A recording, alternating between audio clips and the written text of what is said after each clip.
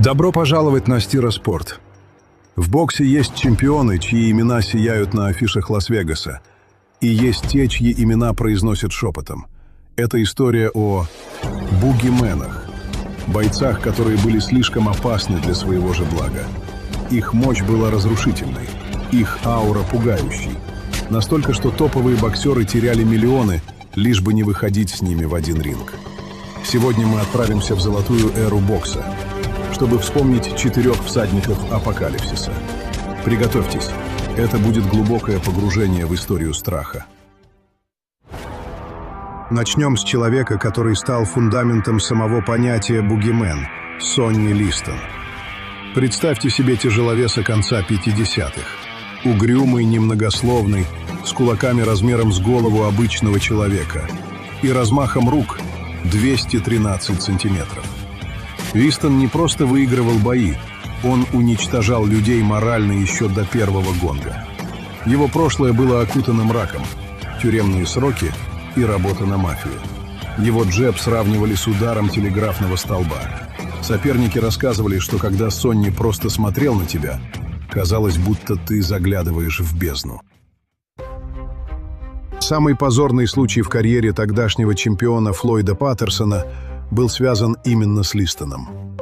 Великий тренер Каз Дамато буквально костьми ложился, чтобы не пустить Паттерсона к Листону.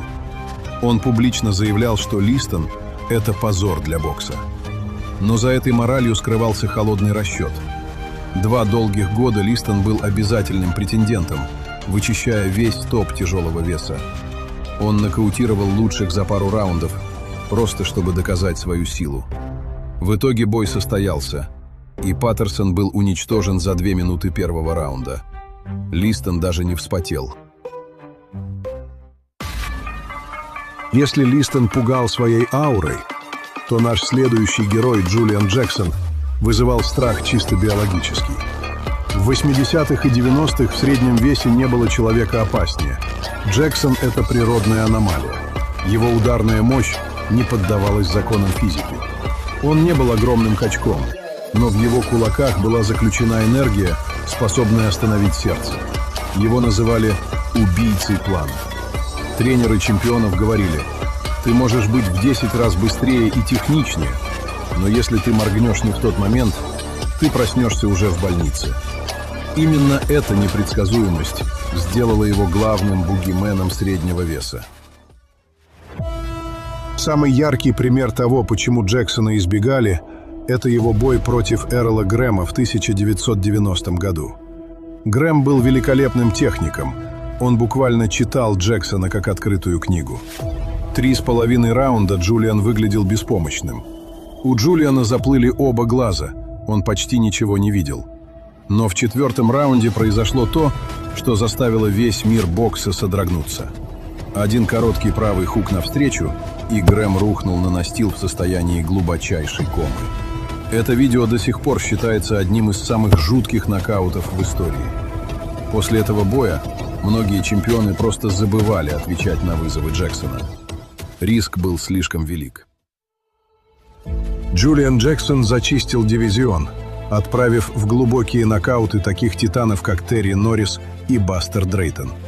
Даже великий Рой Джонс-младший признавал, Джексон был самым опасным панчером, которого он когда-либо видел. Джонс понимал, что в бою с Джексоном его скорость могла не спасти от одного единственного касания. В боксе есть понятие «lucky punch» – случайный удар. Но у Джексона это не было случайностью, это была система. В итоге Джулиан так и не получил тех супербоев и огромных гонораров, которых заслуживал. Звезды просто не хотели подписывать себе смертный приговор, выходя против ястреба с Виргинских островов. Но бугимен не всегда должен обладать горой мышц или пугающим взглядом тяжеловеса.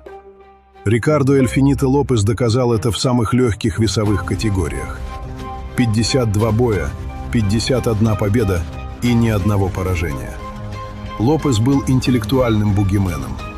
Пока другие выигрывали за счет агрессии, Рикардо действовал как хирург. Его техника была настолько отточенной, что она внушала коллегам по цеху парализующий страх. Страх выглядеть беспомощным ребенком в ринге. Почему Лопес вписывается в наш список? Потому что он создал ситуацию, когда целое поколение талантливых боксеров просто перепрыгивало через его весовую категорию. Чемпионы по другим версиям предпочитали подниматься в весе, лишь бы не соглашаться на бой с мексиканцем. Его джеб был как лазер, а апперкот — произведением искусства. Лопес не давал соперникам ни единого шанса зацепиться за бой. Он не просто бил, он лишал их надежды. Посмотрите на его работу ног и тайминг. Это высший пилотаж. За всю карьеру он лишь однажды побывал в нокдауне. Это был уровень доминирования, который буквально выжигал конкуренцию вокруг него. Проблема Рикардо Лопеса была в том, что он был слишком хорош для телевидения того времени. Менеджеры понимали, риск проиграть Лопесу огромен, а гонорары в этом весе не так велики. В итоге Лопес стал заложником собственного величия. Он ушел из бокса непобежденным чемпионом, защитив свои титулы рекордное количество раз. Его боялись не из-за злости, а из-за того, что против него не существовало противоядия. Он был бугименом, который убивал карьеры своим техническим совершенством. И, наконец, мы подходим к самому загадочному бугимену конца 90-х – Айку Ибиабучи по прозвищу «Президент». Представьте себе эпоху Леннокса Льюиса и Майка Тайсона. В этот момент на горизонте появляется нигерийский атлет весом в 110 килограммов. Ибиабучи не был просто сильным, он был неутомимым. Его мощь сочеталась с невероятным гранитным подбородком. В ту секунду, когда он вышел на большую арену, иерархия тяжелого веса пошатнулась. Топы дивизиона внезапно осознали: в игру вступил человек, у которого нет слабых мест. Мир по-настоящему содрогнулся в 1997 году, когда Ибиабучи встретился с Дэвидом Туа. Это был бой двух самых избегаемых панчеров эпохи. Туа обладал левым хуком, который сносил головы, но Ибиабучи просто игнорировал его удары. В том поединке Айк установил рекорд, выбросив почти 1000 ударов за 12 раундов. Это была запредельная нечеловеческая активность. После боя Леннокс Льюис и Эвандер Холлифилд даже не упоминали его имя. Менеджеры понимали, Ибиабучи – это риск без вознаграждения. Ты выходишь против машины, которая не устает и не падает. Судьба Айка Ибиабучи сложилась трагично. Его карьера оборвалась на самом пике. Но его короткое пребывание на вершине оставило шрам на теле профессионального бокса. Листон, Джексон, Лопес и Ибиабучи доказали одну вещь. Настоящая сила боксера измеряется страхом, который он внушает коллегам. Бугимены всегда будут частью этой игры. Пока чемпионы выбирают легкие пути, где-то в тени всегда будет тренироваться тот, чье имя побоятся произнести вслух. Пишите свои варианты в комментариях, ставьте лайк этому видео, подписывайтесь на Стира Спорт. Здесь говорят о настоящем боксе. До встречи в ринге.